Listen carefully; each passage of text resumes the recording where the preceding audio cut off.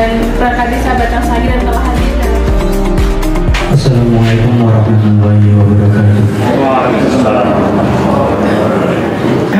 Sebelum kita memulai acara kita pada hari ini, alangkah baiknya kita bersama-sama berserah diri dan memohon doa kepada Allah Subhanahu wa Ta'ala supaya nantinya pelaksanaan acara kita, yakni sosialisasi penyusunan peraturan desa di Desa Barangsangir, Kecamatan Adayana dan Kabupaten Kerinci diberikan kelancaran dari awal sampai akhir.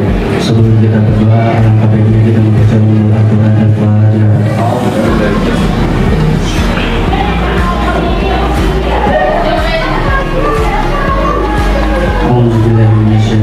Bismillahirrahmanirrahim. Alhamdulillah rabbil alamin. Hamdan syakirin, hamdan alimin, hamdan ma'afin, wa mukafin majidah. Ya Rabbana lakal hamdu kama yanbaghi li jalali wajhikal karim wa 'azimi sultanik. Asyhadu an la ilaha illallah wa asyhadu anna Muhammadar Rasulullah. La haula wa la quwwata illa billah. Allahumma inna nas'aluka salamatan fid dunya wa afiyatan fil jasadina wa ziyadatan fil ilmina wa barakatan fil rizqina wa taubatan qabla al-mautina wa rahmatan minal maut wa maghfiratan ba'da al-maut. Allahumma harim alaina fi sakaratil maut wa najatan minan nar wa afwan dan syar. Allahumma ighfir li dhunubi wa li walidayya warhamhum kama rabbayani shaghira. Allahumma ighfir lahu warhamhu wa'afihi wa'fu anhu. Allahumma ighfir laha warhamha wa'afihi wa'fu anha. Allahumma inna nas'aluka ilman nafi'an wa rizqan tayyiban.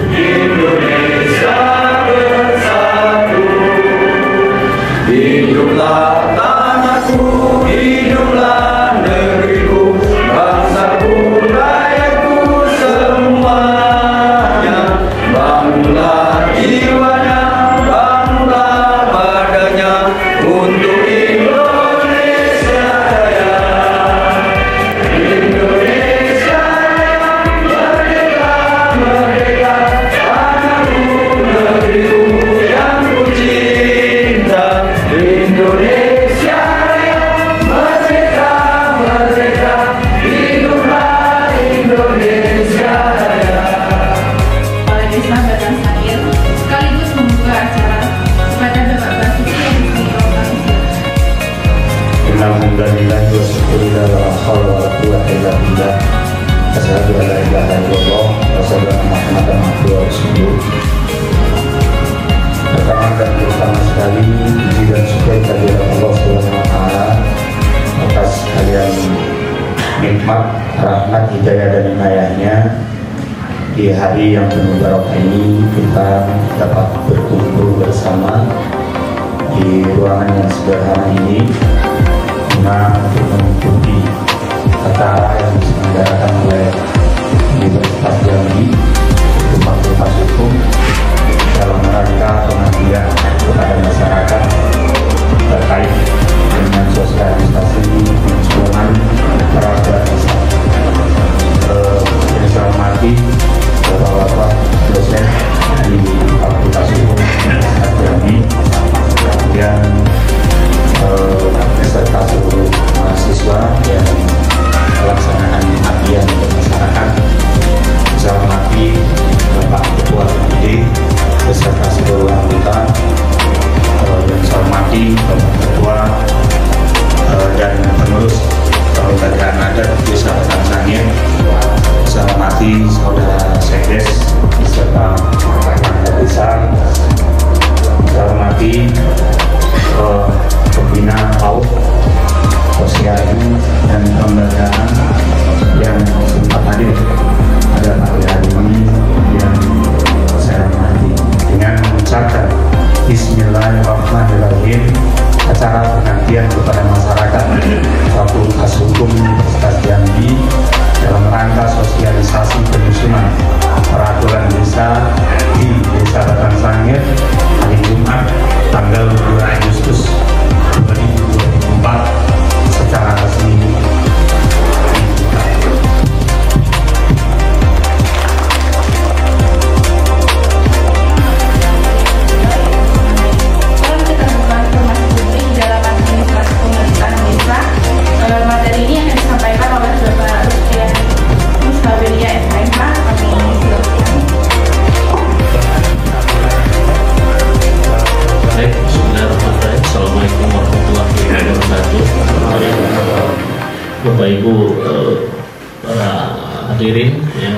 hormati, izinkan saya menyampaikan presentasi tentang peran keterbukaan informasi publik dalam administrasi pemerintahan desa. Ya. Jadi keterbukaan informasi publik ini pengaturannya diatur di dalam Undang-Undang nomor 14 tahun 2008. Kenapa keterbukaan itu penting? Karena pada prinsipnya bahwa setiap informasi yang sifatnya publik itu dia bersifat terbuka dan dapat diakses gitu. Tapi ada pengecualian, misalnya informasi yang dinyatakan tertutup atau tidak semua orang berhak untuk mengaksesnya. Misalnya kita juga di dalam negara kita itu ada namanya Badan Intelijen Negara. Badan Intelijen Negara itu mengumpulkan informasi-informasi yang sifatnya sangat rahasia dan tidak bisa dibuka semua publik.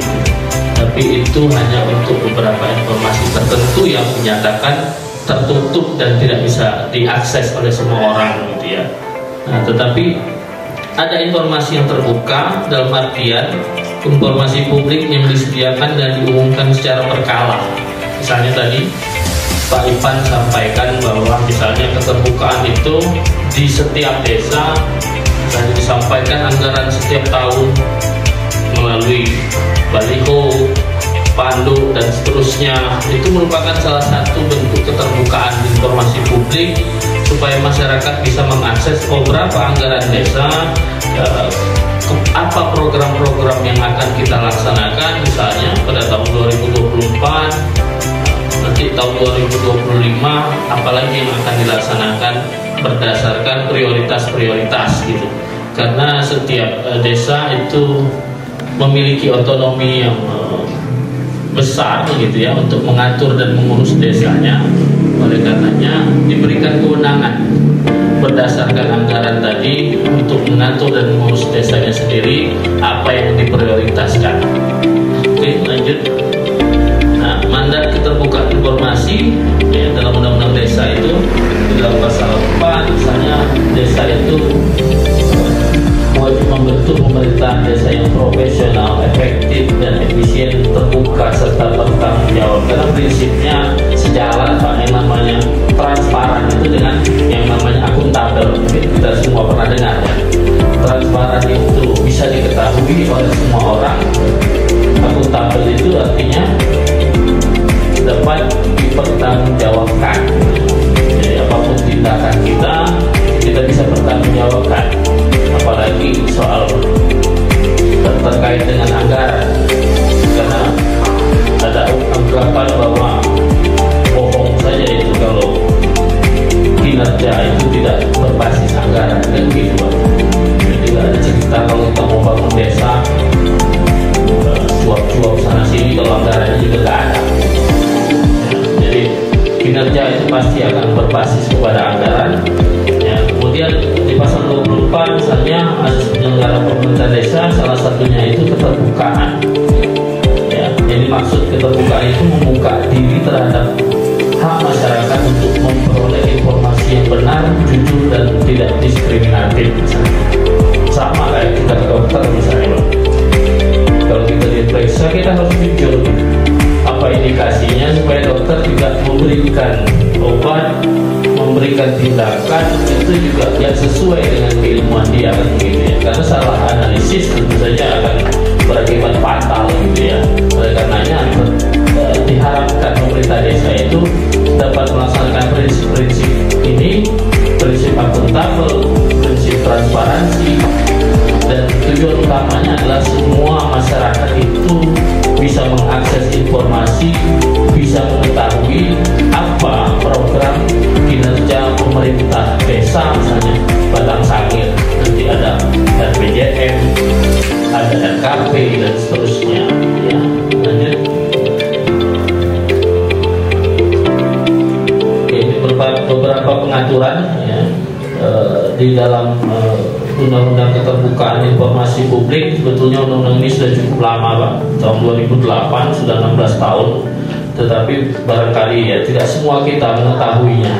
Yang kita ingin sampaikan di sini bahwa prinsip-prinsip keterbukaan informasi publik itu hampir seluruh instansi pemerintah itu wajib prinsipnya untuk memberikan akses kepada masyarakat untuk membuka informasi kecuali terhadap informasi yang di dalamnya terdapat rahasia negara, gitu ya.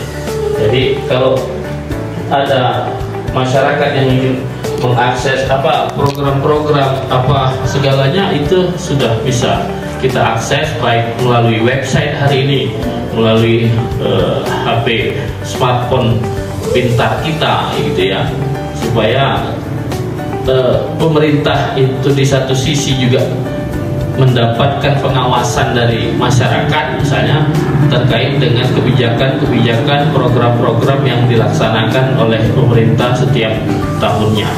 Lanjut. Nah, korelasi di Undang-Undang Desa dan Undang-Undang Keterbukaan Informasi Publik ini tujuannya adalah pengaturan ya kewajiban masyarakat desa dan sistem informasi. Korelasinya adalah karena pemerintah desa itu sebagai badan publik, Pak. Karena dia sebagai badan publik dalam arti mengatur dan mengurus masyarakat, masyarakat juga punya hak untuk melihat, untuk mendapatkan informasi tadi, misalnya program kinerja yang dilakukan oleh pemerintah desa terkait dengan tahun anggaran, program dan kebijakan yang prioritas, gitu ya. Hari ini saya melihat misalnya banyak fakta di beberapa desa misalnya di Pulau Jawa yang BUMDesnya itu luar biasa, gitu ya. Karena memang misalnya ditopang oleh kondisi bentang alam dan seterusnya, sehingga mereka memiliki BUMDes yang bisa memberikan pemasukan luar biasa kepada berkontribusi terhadap APBDes-nya, gitu ya. Karena misalnya desanya terdapat menjadi desa wisata dan seterusnya, gitu. Lanjut.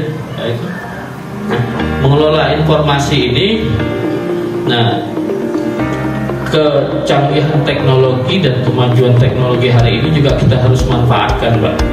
Misalnya hari ini itu data-data itu harus kita simpan misalnya melalui yaitu sesi diskusi atau tanya jawab. Kami persilakan kepada bapak-bapak dan ibu-ibu sekalian yang bertanya. Boleh angkat tangan.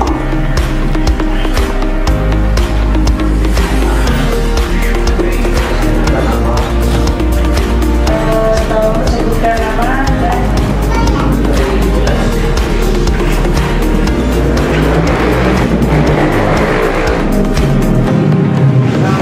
Baik, terima kasih atas kesempatannya.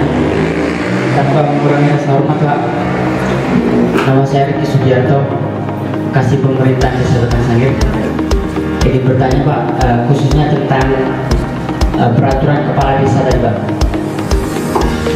Dalam pembuatan peraturan kepala desa, apakah jangka waktunya juga ditentukan? Sebab kepala desa kan memiliki jangka jabatan waktu yang sekarang ada 8 tahun.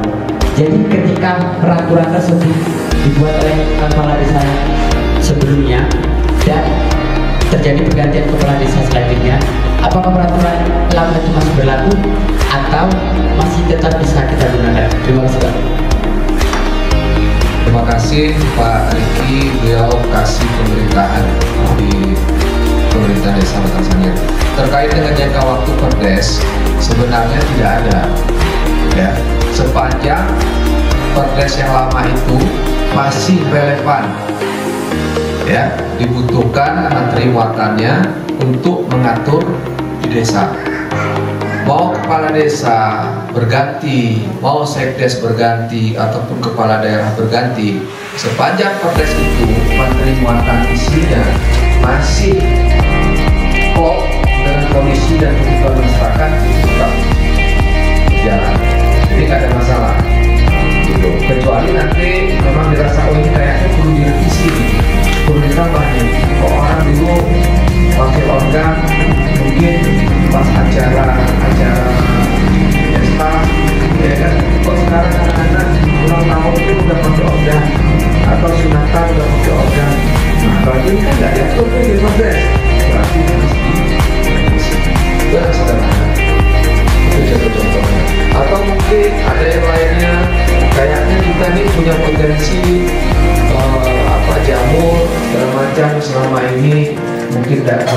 betul kita perlu buat aturan bagaimana pengelolaannya, pengumpatan juga buat seperti itu.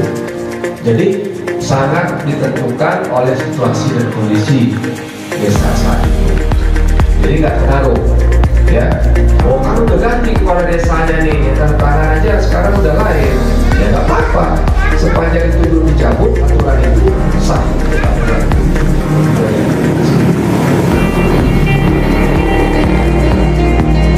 Kan tadi sudah dijelaskan mengenai peraturan desa. Itu kan ada yang dijelaskan dari BPD dan kepala desa. Nah kemudian ada yang namanya evaluasi juga sudah diundangkan. Nah kami dari masyarakat awam bisa kami ini loh peraturannya dievaluasi, itu harus kami sampaikan langsung kepada ke BPD atau ke RS karena kan yang merancang Ya, baik, terima kasih. Ini menarik pertanyaannya. Jadi, gimana teknisnya Pak? Kan gitu, untuk melakukan evaluasi, silakan dibuat usulannya. Dibuatkan usulannya secara tertulis, kemudian dibuat yang mau dievaluasi di tahapan mana, mengenai materi apa. Nah, itu dibuat. Ya, diusulkan secara resmi, langsung nggak apa-apa atas nama pribadi tertangani, sampaikan ke kepala desa atau kepada BPD supaya mereka cepat merespon.